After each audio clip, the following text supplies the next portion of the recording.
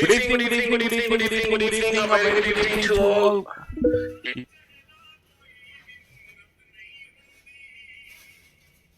Good evening, good evening, good evening. A very good evening to all. Good evening, Ganga, Shyam Bagel, Suman, Neetu Singh, Prakash, Rahul, Reena, Sachin, Ravi, Pramod, Jyoti, Sachin, Rishabh. A very good evening to all. A very good evening, Andit, Anandi,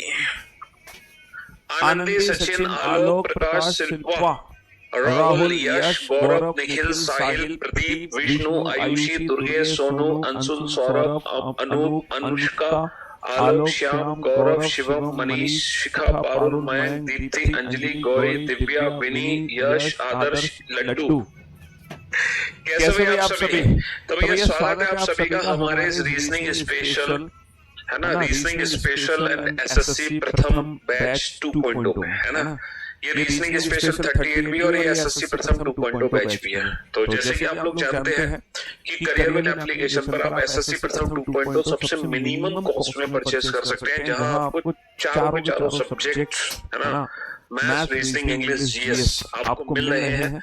लेकिन क्योंकि कुछ बच्चों की special भी demand होती है, इसलिए हमने स्पेशल भी छोड़े हुए हैं कि अगर आप इंडिविजुअल को बैच लेना चाहते हो तो ले सकते हो। सिर्फ रीजनिंग पढ़नी है, सिर्फ मैथ्स पढ़नी है, सिर्फ इंग्लिश या सिर्फ जीएस तो भी आप ले सकते हो। बट सजेशन यही है कि आप एसएससी प्रथम 2.0 में ही आए, ठीक है। वही अपने दोस्तों को बताना। तो हमने 1.0 की शुरुआत करी थी लास्ट मंथ में, और जो लास्ट मंथ था वो नवंबर का महीना था। नवंबर के महीने में हमने प्रथम 1.0 की शुरुआत करी थी। उसमें 1 महीना हो चुका है, क्लासेस काफी सारी हो चुकी हैं उस बैच में। अभी हमने 2.0 स्टार्ट किया है और इस बैच की क्लास आज से शुरू हो रही है रीजनिंग की। हालांकि ये बैच फ्राइडे से स्टार्ट हो चुका था, लेकिन जो फ्राइडे हमारी क्लास थी वो सिर्फ और सिर्फ इंट्रोडक्शन क्लास थी। तो जिन बच्चे ने वो पहली क्लास नहीं देखी है ना, जो नए बच्चे हैं जो आज ही पैदा हुए हैं, ठीक है, पैदा होने का मतलब ये है जो आज ही हमारे बैच में आए हैं, जिन्होंने आज से पहले कभी रीजनिंग नहीं पढ़ी है, जिन्होंने कोई भी एग्जाम की तैयारी आज से पहले नहीं करी है, और जो करियरवेल एप्लीकेशन पर भी बिल्कुल नए हैं, वो ये जानना चाह रहे हैं कि किस तरीके से क्लासेस चलती हैं, नोट्स कैसे बनाने हैं, सिलेबस क्या है ना, और प्रैक्टिस कहाँ से करनी है, और किस एग्जाम के लिए हम तैयारी करें, किसके लिए नहीं करें। तो ये जितनी भी बातें हैं ना, ये YouTube पर नहीं चल रही है, ये क्लास सिर्फ और सिर्फ अपनी एप्लीकेशन पर चल रही है, करियरवेल ऐप पर। हाँ जी, तो ये जितनी भी ढेर सारी बातें, सारी बातों की जो जानकारी है, ये जो सारे क्वेश्चंस के जो आंसर्स है, ये जितने भी हमारे बेसिक, है ना, बेसिक क्वेश्चंस हमने पढ़े हैं ना, जितने भी हमारे बेसिक डाउट्स हैं, इन सारे बेसिक डाउट्स के जो रिप्लाई हैं वो मैं फ्राइडे को क्लास में दे चुका हूँ। तो जिन बच्चों को इन सारे क्वेश्चंस के आंसर चाहिए, अपने बेसिक डाउट्स क्लियर करने हैं, तो वो फ्राइडे वाला लेक्चर जरूर देंगे। मेरे ख्याल से 50-60 मिनट का लेक्चर था, ज्यादा बड़ा लेक्चर था नहीं, कुछ पढ़ाया नहीं था, बस उसमें सिलेबस और ये सारी बातें मैंने बताई थी आपको। चलिए, तो हम आज से इस बैच की शुरुआत कर रहे हैं, और सबसे पहला जो चैप्टर इस बैच में शुरू करेंगे हम, उस चैप्टर का नाम है अल्फाबेटिकल सीरीज। और दुनिया जानती है कि हम यही चैप्टर से क्यों शुरू करते हैं अपना बैच। आप लोग अगर किसी से भी पूछोगे, है ना, तो सबसे पहले हम इसी चैप्टर से शुरुआत करते हैं, अल्फाबेटिकल सीरीज। और ये जो टॉपिक है, इस टॉपिक से शुरुआत इसलिए होती है क्योंकि आप लोगों ने सिलेबस पीडीएफ देखी होगी, मैंने आप लोगों को सिलेबस दिखाया है। उस सिलेबस में कम से कम 8 या 10, कम से कम 8 चैप्टर, मतलब 7 तो बेसिक है और एक और 8 चैप्टर ऐसे हैं जो सिर्फ और सिर्फ अल्फाबेट से रिलेटेड है। और ये जो टॉपिक्स है ना अल्फाबेट से रिलेटेड, है ना, हमारे एग्जाम में 5-6 क्वेश्चन बनते हैं रिलेटेड टू अल्फाबेट, कभी कभी 8 क्वेश्चन भी बनते हैं। तो ये जितने भी क्वेश्चंस बनते हैं रिलेटेड टू अल्फाबेट, इन सारे क्वेश्चंस को सॉल्व करने के लिए ये चैप्टर पढ़ना बहुत जरूरी है, अल्फाबेटिकल सीरीज। नोट कॉपी कैसे करें, ये सारी जानकारी मैं पहली क्लास में दे चुका हूँ, तो प्लीज आप पहली क्लास देखो। सर बैच में बीओडी क्लासेस नहीं है, बिल्कुल बीओडी क्लास मिलेंगी आपको, डेफिनेटली मिलेंगी, है ना। जिन्होंने एसएससी प्रथम 2.0 लिया हुआ है, उनका एसएससी प्रथम 2.0 रिकॉर्डेड बैच अलग से शो हो रहा होगा आपको, माई कोर्स में वो बैच अलग से शो हो जाएगा, ठीक है। और जिसने रीजनिंग स्पेशल 38 परचेस किया है, उसको उसी बैच के अंदर ही बीओडी दिखाई दे रही होगी। अगर नहीं दिखाई दे रही होगी तो मैं भी थोड़ी देर में चेक करके आपको बता दूंगा कि वो अपडेटेड है कि नहीं है, तो वो हो जाएगी, चिंता मत करो। बीओडी क्लास अपडेट हो जाएगी, उसकी चिंता मत करो। अल्फाबेटिकल सीरीज को हिंदी में बोलते हैं वर्णमाला श्रृंखला। इसको हिंदी में क्या बोलते हैं? इसको हिंदी में बोलते हैं वर्णमाला श्रृंखला। आपने बचपन से वर्णमाला पढ़ी है, अंग्रेजी वर्णमाला। देखो यहाँ पर जो वर्णमाला की बात हो रही है सिर्फ और सिर्फ वो इंग्लिश अल्फाबेटिकल सीरीज की बात हो रही है। इसकी बात कर रहा हूँ मैं इंग्लिश अल्फाबेटिकल सीरीज की, है ना। हिंदी अल्फाबेटिकल सीरीज की बात नहीं हो रही, सिर्फ और सिर्फ हम बात कर रहे हैं इंग्लिश अल्फाबेटिकल सीरीज की। अंग्रेजी वर्णमाला की बात कर रहे हैं। और जो अंग्रेजी वर्णमाला है आपने बचपन से, देखो जब भी आपने पढ़ना शुरू किया था तो सबसे पहले आपके, है ना, आपके जो पेरेंट्स हैं उन्होंने आपको अंग्रेजी वर्णमाला ही सिखाई थी। सबसे पहले आपको ABCD की जानकारी दी गई थी। घर वालों ने, बच्चा बोलो, A for apple, B for boy, C for cat, D for dog, E for elephant. ABCD तो पढ़ना सिखाया था, उसी के बाद तो आपने आगे की पढ़ाई शुरू करी। तो रीजनिंग भी स्टार्ट करने से पहले मुझे आपको दोबारा से ABCD, हाँ बिल्कुल, सी सेट के लिए भी वेरी इंपॉर्टेंट है, क्यों नहीं है। देखो आपके ये जितने भी डाउट्स है ना, आप पहला लेक्चर प्लीज, आप लोग पहला लेक्चर जरूर देखो जो मैंने रीजनिंग का इंट्रोडक्शन लेक्चर लिया हुआ है। आप जब आप उस लेक्चर को देखोगे तो सारे क्वेश्चंस के डाउट आपको, सारे क्वेश्चंस के आंसर्स आपको खुद पर खुद मिल जाएंगे। ठीक है जी, क्लास खत्म होने के बाद देख लेना। हाँ, तो बचपन में हमने इस ABCD को पढ़ा था। आज हम रीजनिंग की शुरुआत करने जा रहे हैं और इसी ABCD के साथ करने जा रहे हैं। सर क्यों सर, हमें ABCD क्यों पढ़ा रहे हो आप? ये तो सर हमने बचपन में पढ़ ली थी, नर्सरी में पढ़ ली थी ABCD, है ना। हमने तो नर्सरी में पढ़ ली थी ABCD। सर अब क्यों पढ़ा रहे हैं हमें? देखो मैं क्यों पढ़ा रहा हूँ ABCD, उसके पीछे एक बहुत बड़ा कारण है, बहुत बड़ा कारण। मैं आपसे ये पूछना चाह रहा हूँ, मैं आपसे ये जानकारी लेना चाह रहा हूँ, ठीक है, कि J को कन्वर्ट किया गया है K में, तो बताओ J को कन्वर्ट किया गया है K में, तो बताओ M को किस में कन्वर्ट करोगे? आप में से हर कोई बता देगा सर अगर मैं J को K में कन्वर्ट कर रहा हूँ, J+1K, JK, तो M को हम किस में कन्वर्ट करेंगे? सर M को हम N में कन्वर्ट करेंगे। दुनिया का हर बच्चा बता देगा मुश्किल से 2 सेकंड के अंदर, 2 सेकंड में नहीं लगेंगे, क्वेश्चन देखते बता देगा JK MM। बहुत बढ़िया। लेकिन अगर मैं आपसे यही पूछता हूँ, मैं J को कन्वर्ट कर रहा हूँ, मैं J को कन्वर्ट कर रहा हूँ F में, या मैं J को कन्वर्ट कर रहा हूँ D में, तो बेटा W को किस में कन्वर्ट करूंगा? दुनिया के हर बच्चे ने ये question with in a second solve कर दिया, विद इन अ सेकंड, है ना। दुनिया का हर बच्चा इस क्वेश्चन को भी सॉल्व कर सकता है, लेकिन विद इन अ सेकंड नहीं। लेकिन विद इन क्लास में लेट क्यों हुआ बेटा? एग्जैक्टली 4:02 पर क्लास शुरू हो गई थी हमारी। हो सकता है आपकी क्लास लेट ज्वाइन की हो आपने, हमारी क्लास 4:02 पे स्टार्ट हो गई थी। हाँ, मैं पूरे 2 मिनट यानी कि 120 सेकंड लेट था। ये भी ठीक है, दुनिया का हर बच्चा बता सकता है विद इन अ सेकंड, दुनिया का हर बच्चा बता सकता है, लेकिन विद इन अ सेकंड नहीं बता सकता, बिल्कुल नहीं बता सकता। अब यही हमें जरूरत पड़ती है अंग्रेजी वर्णमाला की। तो जो ABCD हमने सीखनी है, पता है कैसे सीखनी है? हमें सीखनी है इनके प्लेस की वैल्यू से। हमें पता होना चाहिए अंग्रेजी वर्णमाला में कोई भी अक्षर किस स्थान पर आता है। जैसे कि जो J है ना, J बेटा उसका प्लेस 10th है, 10th लेटर है J, और जो D है वो 4th लेटर है, 4th लेटर है, और जो W है वो 23rd लेटर है। अब आप इस क्वेश्चन को बेटा नंबर्स के अकॉर्डिंग देखो, नंबर्स के अकॉर्डिंग।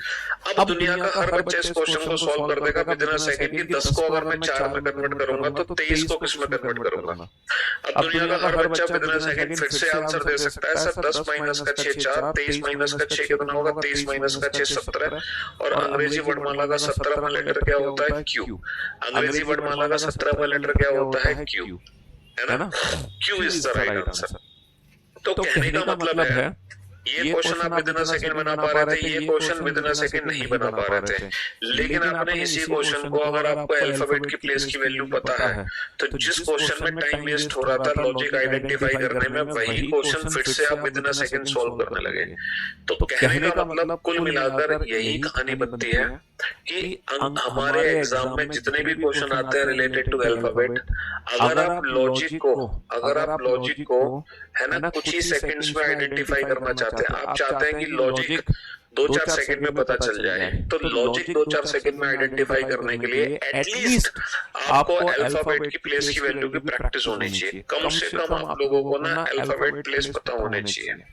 अगर आपको अल्फाबेट की प्लेस की वैल्यू नहीं पता तो आप एग्जाम में क्वेश्चन तो सॉल्व कर दोगे, ऐसा नहीं कि आप क्वेश्चन नहीं सॉल्व कर पाओगे, आप 100% क्वेश्चन सॉल्व कर दोगे, लेकिन टाइम वेस्ट होने के बाद। और हमारे एग्जाम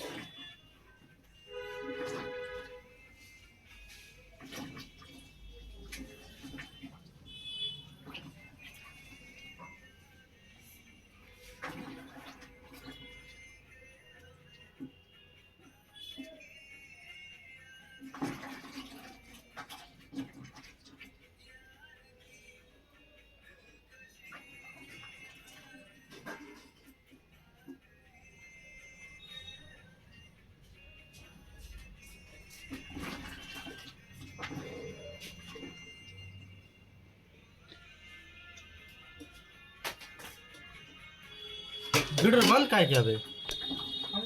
में इतना टाइम हमें नहीं दिया जाता।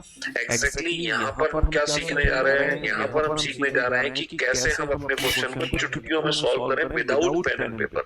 तो अगर आप अपने क्वेश्चंस को चुटकियों में सॉल्व करना चाह रहे हो विदाउट पेन एंड पेपर, तो आपको अल्फाबेट के प्लेस की वैल्यू की प्रैक्टिस करनी ही पड़ेगी। बिना अल्फाबेट की प्लेस की वैल्यू की प्रैक्टिस से काम नहीं चलेगा। तो ये जो चैप्टर आपको पढ़ाया जा रहा है अल्फाबेटिकल सीरीज चैप्टर, ये इसलिए पढ़ाया जा रहा है ताकि आपको अल्फाबेट के प्लेस की प्रैक्टिस बहुत शानदार तरीके से हो जाए। चिंता मत करो, मैं ही कराऊंगा आपसे, कुछ भी रटने के लिए याद करने के लिए नहीं बोलूंगा, पूरी प्रैक्टिस मैं ही कराऊंगा। और जिस दिन ये चैप्टर खत्म होगा ना, तब आप देखना कि अल्फाबेट के प्लेस आपके दिमाग में प्रिंट हो जाएंगे, प्रिंट। चलिए साहब, अब आप ये प्रैक्टिस हम करें कैसे? चैप्टर को शुरू करने से पहले ये प्रैक्टिस हमें कैसे करनी है? देखो, इस प्रैक्टिस को करने के लिए आपको क्या करना है, सारे बच्चे A to Z अंग्रेजी वर्णमाला अपनी नोटबुक पे लिख लो। क्या पता आप भूल गए हो, आपने बचपन से कभी रिवीजन ही नहीं किया हो ABCD का। हाँ, कोडिंग में तो बहुत कम आते हैं अल्फाबेट के प्लेस। ABCD EFGHIJKLMNO PQRSTUVWXYZ। ठीक है, ये लिख ली अंग्रेजी वर्णमाला। चलिए, सब कोई लेटर रह तो नहीं गया? टोटल कितने अक्षर होते हैं अंग्रेजी वर्णमाला में? 26 अक्षर होते हैं। अच्छा, इस इंग्लिश अल्फाबेटिकल सीरीज में ना दो एंड होते हैं, एक तो होता है लेफ्ट हैंड, एक होता है राइट हैंड। भैया, एक बायां हाथ, एक दायां हाथ। तो जो अंग्रेजी वर्णमाला में लेफ्ट एंड राइट हैंड होते हैं ना, वो हमारे अकॉर्डिंग होते हैं, हमारे अकॉर्डिंग। जो हमारा राइट होगा वो अंग्रेजी वर्णमाला का राइट होगा, राइट हैंड। जो हमारा लेफ्ट होगा वो अंग्रेजी वर्णमाला का लेफ्ट हैंड होगा। तो किसी भी वर्णमाला में जो बायां छोर लेफ्ट हैंड को बोलते हैं बायां छोर, और राइट हैंड को बोलते हैं दायां छोर। तो अंग्रेजी वर्णमाला का जो बायां दायां है वो हमारे अकॉर्डिंग है। जो हमारा बायां वो इसका बायां, जो हमारा दायां वो इसका दायां, जो हमारा लेफ्ट वो इसका लेफ्ट, जो हमारा राइट वो इसका राइट। ठीक है। अच्छा, कोई भी लेटर है, जैसे कि लेटर P है, अब इस P लेटर का दाईं तरफ क्या होगा या बाईं तरफ क्या होगा? P लेटर के राइट हैंड साइड पे क्या और P लेटर के लेफ्ट हैंड साइड पे क्या है? तो किसी भी लेटर का लेफ्ट राइट भी हमारे अकॉर्डिंग होगा। जो हमारा राइट हैंड है वो इस लेटर का राइट हैंड, जो हमारा लेफ्ट हैंड वो इस लेटर का लेफ्ट हैंड। जैसे कि ये लेटर P है, जैसे कि ये लेटर P है, इस P लेटर के राइट हैंड पे क्या है? सर, P का राइट हमारा राइट होगा। तो P के इमीडिएटली राइट हैंड पर क्या है? Q। P के इमीडिएटली लेफ्ट हैंड पे क्या है? P के इमीडिएटली लेफ्ट हैंड पे क्या है? O। P के दाईं तरफ क्या है? P के दाईं तरफ है Q, और P के बाईं तरफ क्या है? P के बाईं तरफ है O। तो बेटा, दायां बायां हमारे अकॉर्डिंग चलेगा, हमारे अकॉर्डिंग। जब हम बोर्ड को देख रहे होंगे तो जो हमारे राइट लेफ्ट होंगे वही इसी सीरीज के राइट लेफ्ट होंगे। Got it? हाँ जी। अच्छा, टोटल कितने अक्षर होते हैं? टोटल 26 अक्षर होते हैं। हर एक अल्फाबेट का प्लेस लिख लो। टोटल 26 अक्षर होते हैं ना। A पहला लेटर है, B दूसरा है, C तीसरा है, G चौथा, ये पांचवा, ये छठा, ये सातवां, आठवां, नवां, 10वां, 11वां, 12वां, 13वां, 14, 15वां, P होता है 16, Q 17, R 18, S 19, T 20, 20, U 21, 22, 23, 24, 25, 26। ये जो मैंने प्लेस की वैल्यू लिखी है अंग्रेजी वर्णमाला में किसी भी लेटर की, ये प्लेस की वैल्यू कहाँ से लिखी है हमने? सर, ये प्लेस की वैल्यू लिखी है मैंने फ्रॉम लेफ्ट हैंड, यानी कि बाईं ओर से।